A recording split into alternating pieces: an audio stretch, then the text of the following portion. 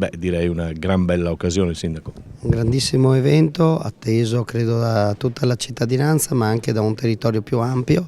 Questa sera siamo qui per presentare il lavoro del Comitato Tappa, a cui va il ringraziamento del Sindaco e dell'amministrazione per aver steso il programma che questa sera verrà illustrato, un programma che vuole coinvolgere dalle attività commerciali alle scuole, proprio perché non sia semplicemente una gara sportiva ma possa essere un episodio che tocca il nostro territorio, un episodio che dà valore a questo sport che è il ciclismo, ma che ha una grande tradizione in questi nostri luoghi e deve diventare comunque un patrimonio per i giovani, per una economia e un modo di vivere la velocità diversa e frequentare la strada in maniera diversa.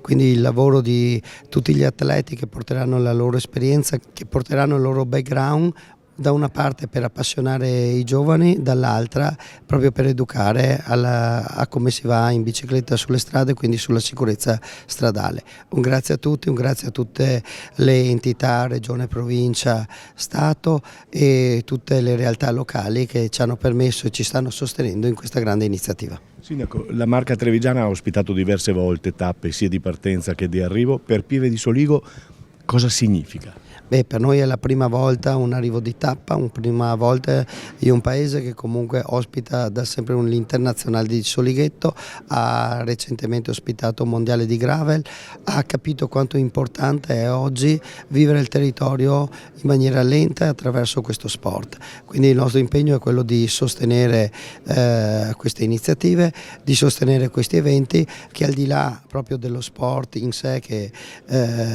deve essere un esempio, ci danno l'opportunità di portare nel mondo la bellezza del nostro territorio e delle nostre eccellenze. Buon lavoro. Grazie.